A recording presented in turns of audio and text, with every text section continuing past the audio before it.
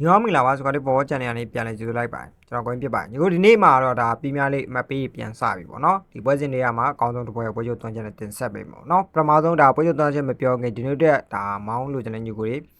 ဒေဂန် channel မှာလာပြီးပါနော် channel မှာပဲကျွန်တော်တင်ပေးပါတယ် channel လေးလေးဒီဗီဒီယို comment လေးမှာချထားပေးပါတယ်နော်ဒီနေ့ကတော့ဒါစနေနေ့ဆိုတော့ဒါပွဲစဉ်တွေကတော့အများကြီးရှိရပေါ့နော်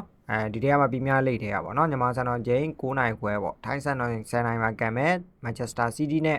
ဘူဘာဒန်တင်းရဲ့ပွဲချုပ်သွန်းချက်ကိုတင်ဆက်ပေးမှာเนาะပွဲချုပ်သွန်းချက်မပြောခင်ဒါ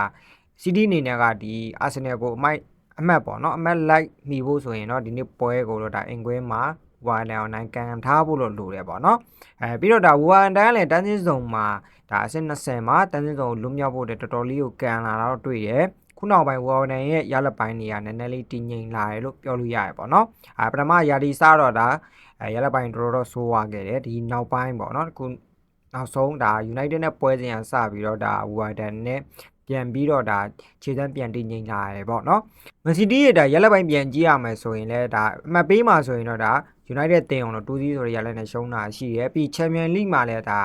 ဘိုဒိုကလင်ကို3-1ဆိုတဲ့ရက်လက်နဲ့ဒါရှုံးလာရပေါ့နော်။ဝါဒန်တော့ဒီနောက်ပိုင်းမှာ Newcastle ကိုဒါပြီးများလိမ့်မှာအမှတ်ပေးမှာပေါ့နော်။စီးသေးကြောင်ကစားနိုင်တယ်ပြီးဝိုင်း Everton 1-1တီကြားထားတယ်။ West Ham United ကို3-0နိုင်ထားတယ်ပေါ့နော် Manchester United ကို1-1ဆိုတဲ့ရက်လက်နဲ့အကောင်းဆုံးဒါဝါဒန်ရဲ့ဒါတန်းစင်းစုံဒါလွတ်မြောက်ဖို့တော်တော်လေးကိုခြေစမ်းနေတော်တော်တည်ငြိမ်လာတာပေါ့နော်တည်ငြိမ်လာရလို့ပြောလို့ရတယ်ပေါ့နော်လက်ရှိကိုင်းတို့ဒါ body ဈေးကိုတာကြည့်လိုက်မှာပေါ့နော်လက်ရှိ body ဈေးမှာဆိုရင်တော့စီအိမ်ကွင်းကနေနှလုံးပလက်50ကိုပေါင်းသေး3လုံးမိုင်းနဲ့40နီးပါးထိဖွင့်လာရပေါ့နော်ဒီဈေးတောင်ကြည့်ရမယ်ဆိုရင်တော့ဒါကိုပေါင်းဈေးပေါ့နော်ကိုပေါင်းဈေးရဆိုရင်တော့ဒါဝေကွင်းဝါဒန်ကိုတော့ရနိုင်မယ်ကိုပေါ်ဈေးတန်းတော့ခေါ်ထားရလို့ပြောလို့ရတယ်ပေါ့နော်စီးရီးတစ်ဖက်တက်က4ကိုပြတ်ဖို့ကတော့ဒါဝါဒန်နဲ့တော့ခဲရင်လိမ့်မယ်လက်ရှိကိုပေါင်းသေးရဆိုရင်တော့ကိုပေါင်းအပေါ်ဘက်ကိုတော့တားလောက်တယ်ပေါ့နော်လက်ရှိ CD သင်းနေနဲ့ဒါဝါဒန်ပေးတဲ့ဈေးတန်းကတော့ဒါမရဘူးလို့ပြောလို့ရတယ်ပေါ့နော်ပုံမှန်ဒါဝါဒန်ရဲ့အပေါ်ပေါ့နော်အစင်18ကဒါဝက်ဆန်ကို CD နေနဲ့အိမ်ကွင်းမှာပေးတဲ့ဈေးတန်းနှလုံးသေးလောက်ထိပေးတယ်အဲ့တော့ဆိုရင်တော့ဒါ CD သင်းနေနဲ့ 3G ဆိုတဲ့ရက်လက်နဲ့နိုင်ထားပြီပေါ့ဒါကြီးတန်းမှန်လို့ပြောလို့ရတယ်ပေါ့နှစ်သိရေး 3G သွားရပေါ့နော်လက်ရှိဒါ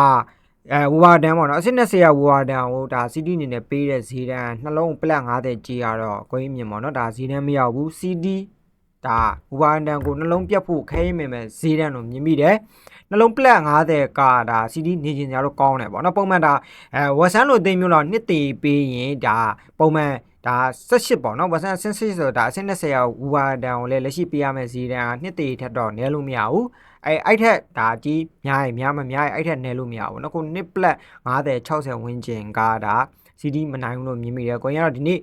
ပွဲစဉ်မှာဆိုရင်တော့ဒါအဝေးကွင်းဝါဒန်ဘော်ဒီကြိုက်တယ်ပေါ့နော်ဂိုးပေါင်းစင်းနေရတော့ဂိုးဘော်တော့ကြိုက်ပါတယ်နော်ဝါဒန်ဂိုးရရင်လည်းရနိုင်တယ်လက်ရှိတန်းစင်းစုံမှာတော်တော်လေးရုန်းကန်နေတဲ့ဝါဒန်ပို့ပြီးတော့ခြေစမ်းပို့တည်ငြိမ်နေလို့ကိုရင်ကတော့မြင်မိရပေါ့နော် CD အနေနဲ့နှစ်သေးပေးရင်တော့ဒါ CD ကြိုက်ကောင်းကြိုက်နိုင်လိမ့်မယ်ပေါ့နော်လက်ရှိဒါ CD တင်မကနှစ်ပလက်50ကြီးရတော့ဝါဒန်အကောင်းဆုံးဒါ CD ကွင်းမှာကိုပြတော့မခံဘူးလို့ထင်မိတယ်အကောင်းဆုံးကစားသွားမယ်လို့မြင်မိဘူးเนาะဒါကြောင့်ကိုရင်ကတော့ဒီနေ့ဝေကွင်းဝါနာဘော်ဒီကြိုက်ပါတယ်အကြိုက်တွေညူလိုက်ပြီးကစားလို့ရပါတယ်အကြိုက်မတွေတော့ဘက်ကန်ကစားလို့ရပါတယ်เนาะကိုရင်ပထမပြောခဲ့တယ်လို့ဒီနေ့အတွက်မောင်းလိုချင်တဲ့ညူကလေးတေကန် channel မှာလာယူပေးပါ channel လေးလို့ဒီဗီဒီယိုကိုမှလည်းကိုရင်ချထားပေးပါတယ်เนาะကိုတို့ဒါနောက်ရဲ့ပွဲစဉ်တွေမှာညူကိုပြန်ပြီးဆုံးပါအောင်မယ်ကိုရင်အားပေးရတာ Facebook TikTok YouTube ညူကိုတောင်းချင်းကြောင့်ကျေးဇူးတင်ပါတယ်အားလုံးဒီနေ့ပဲเนาะဆက်လိုက်ပါတယ်